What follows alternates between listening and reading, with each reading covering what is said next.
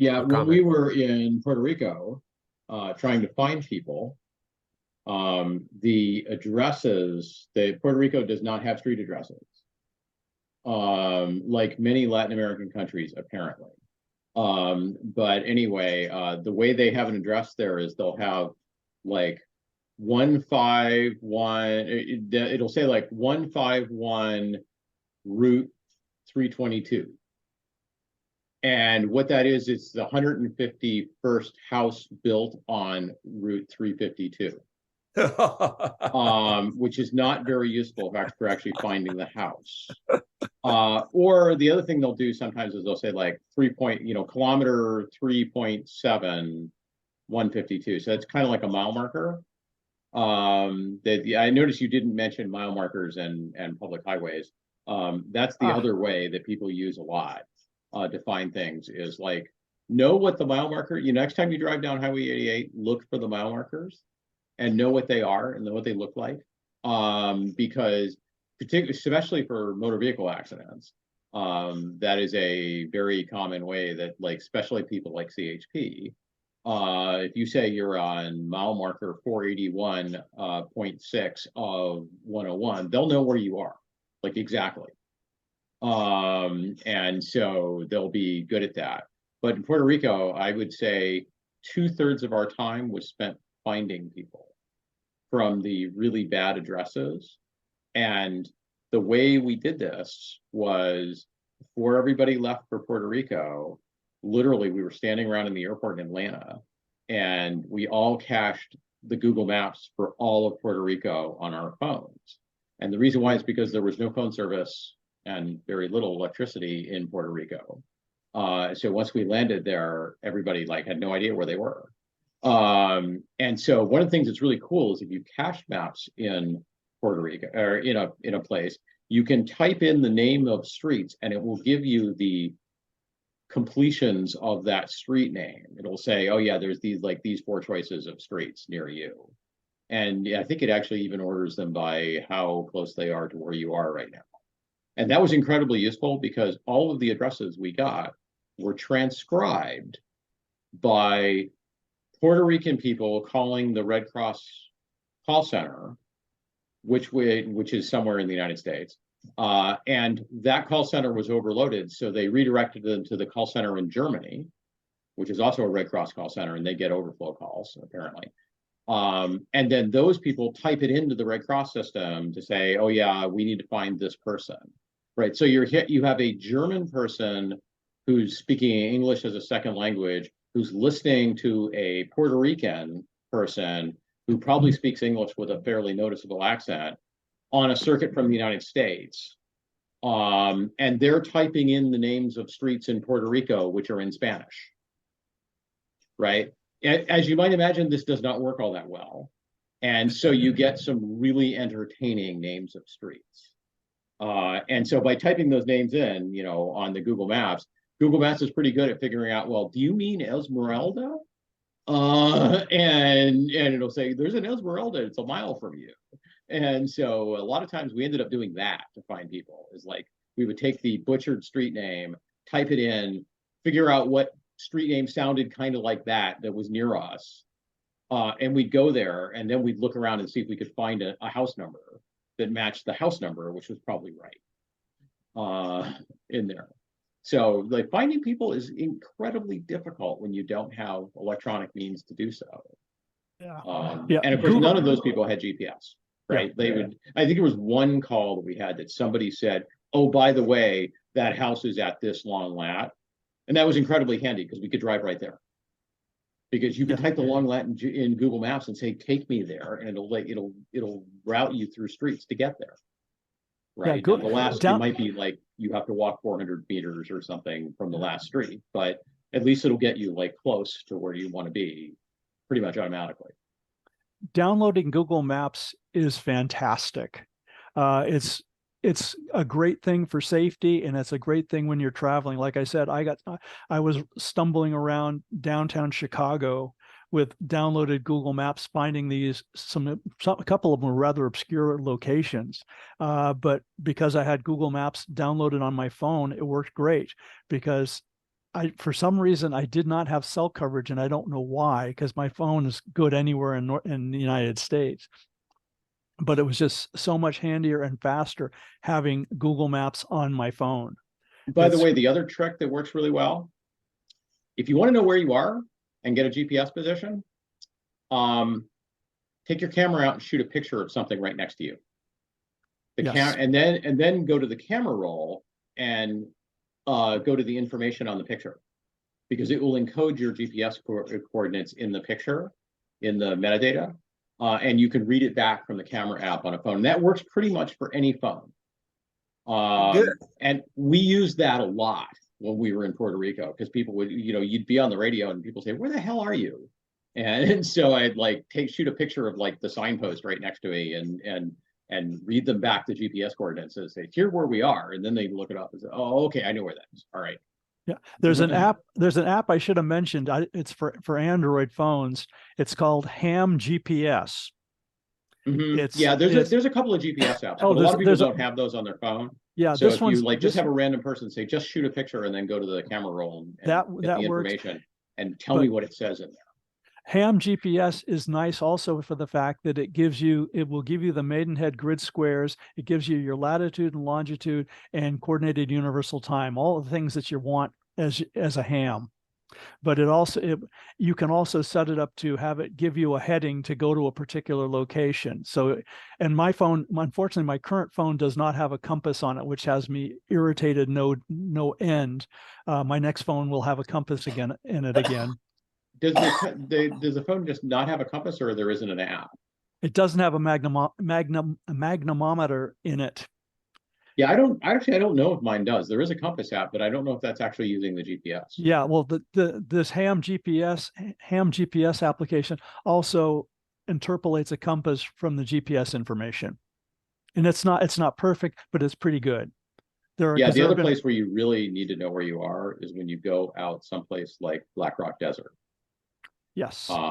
Because everything looks like everything else out there. and distances are extremely, like, if you're actually in a desert, you will not be able to estimate how far you are from that mountain that you see. Right? You will get massively the wrong number. If you say you think you're 2 miles from that mountain, no, you're like 12 miles from that mountain. I have the compass app on my iPhone, and it works great. So it's but I don't. I think that was already installed when I bought the phone, but I'm not. Do they have a magnetic Do they have a magnetic sensor on iPhones?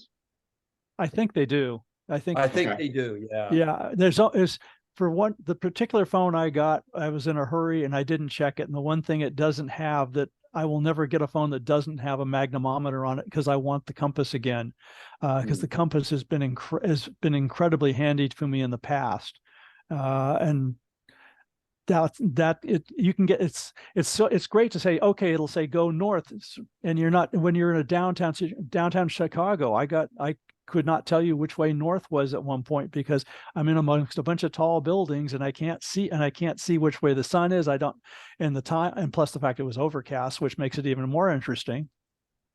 But yeah, I was actually going the opposite direction to where I should have been going. But as I saw the dot on the map slowly moving in the wrong direction, I realized I'm going the wrong way. So I probably went a half a mile the wrong direction before I was able to detect the difference in it. I did that a whole bunch of times when I went to London. When I was walking around London, I would get the directions and then I would look at it and say, "Oh, I'm going the wrong way." Because the problem is the sky was cloudy most of the time. Well, it's cloudy. And then if you're going from point A to point B on the tube, and then you get out of the tube and you're wondering, which way is it now? If there's not a clear sign marking which way to go, you can get turned around really quick in London and most major cities. But London. Other amusing thing for people who live in California, if you go camping in Death Valley or the Mojave Desert, which a lot of people do, right? It's a great place to go camping, and I've been out there a few times and stuff like that. Don't do it right now. But like in the fall and spring, people do that all the time. A lot of the Mojave Desert and the Death Valley National Monument are in a GPS denial zone. which means when they are doing military exercises at some of the nearby air bases, they are actively jamming GPS. And the reason they do that is because the Russians can do that. So one of the ways the Russians are knocking down Ukrainian drones is they're jamming the crap out of GPS. So the drones don't know where they're going, right? So they're drones that have IMUs and things like that to get around that. But the point is, if you're just a random civilian out there in the field, you might not have GPS, and it might have been there yesterday and not be there today. If they're doing military action, they actually put up warnings when they're doing that. They put notice to airmen, say, they'll have a big square that says GPS denial present in this square, use some other way to navigate. But if most people will check NOTAMs before they go camping. So I've had people that I knew who were out there said, hey, my GPS just stopped working. What the hell happened? And I said, yeah, that's because the Irvine, or I can't remember what the name of it. The one where they drive the tanks around all the time. Fort Irwin. That's a big GPS denial zone. So they turn on their things and all the GPS wipes out. Edwards Air Force Base is out there, along with Nellis. That's also a denial zone. Also. Yeah, Edwards does it occasionally, not that often. Camp Irwin does it all the time, which is on the Death Valley side. Yeah. Michael has uploaded a Google Maps link into the chat. So if anybody needs it, it's there. Thank you, Michael.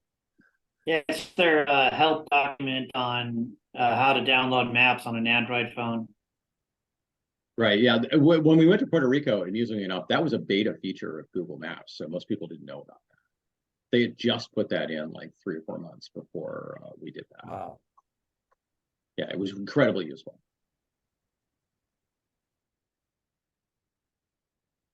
Okay.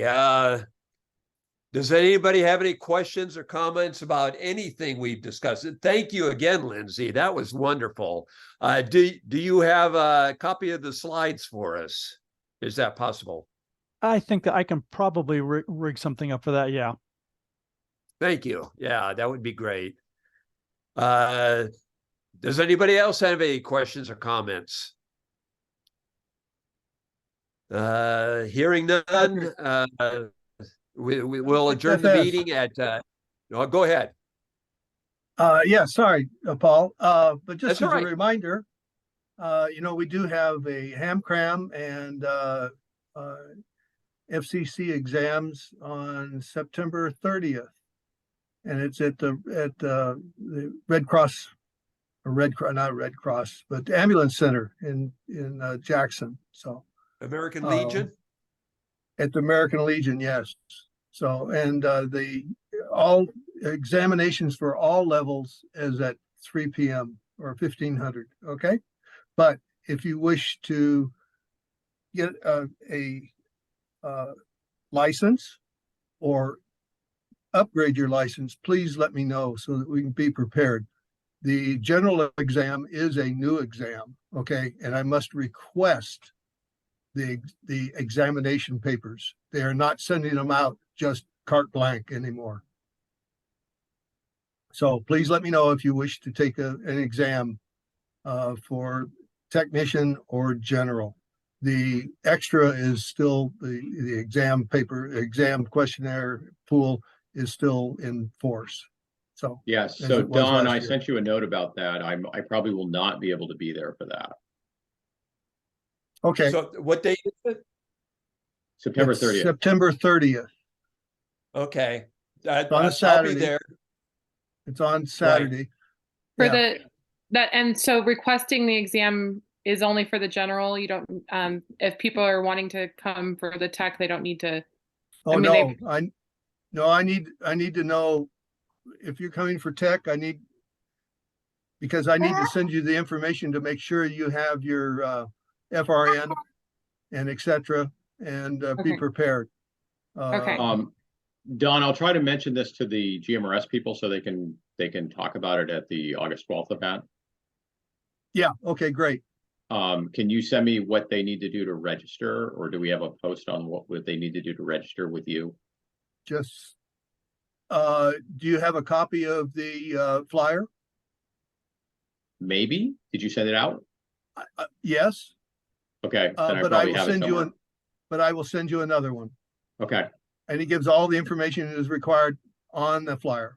all right, then I'll send it out to the GMRS people, because usually there's a few of them who are interested. I understand. John, could you send me that as well? Melissa, Sure. I didn't Yeah, receive the flyer. I didn't receive that either. Send it out to Well, I didn't everybody. send it out generally to the whole club. Okay. I would recommend sending it out to the whole club. That way everybody's got a copy of it and they can Right. pass it on. Well, yeah, it'll all go to their spam folders, so they won't see it anyhow. I don't have any problems.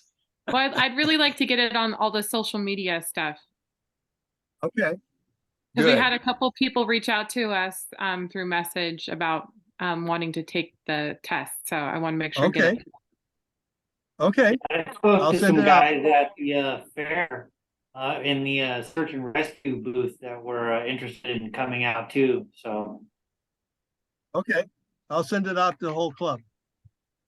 All right. So Paul, other things?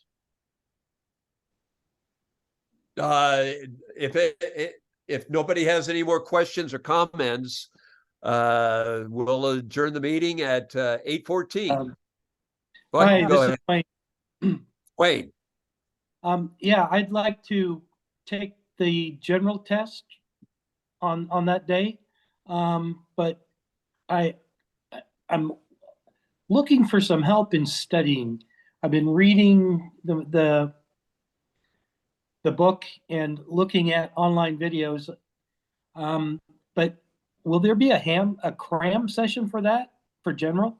Or is that just No. for technical?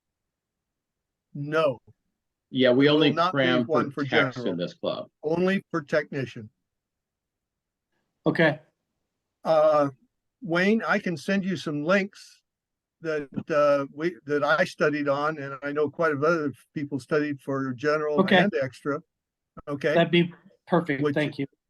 which were very helpful. I mean, they're online. Yeah, Okay, all right.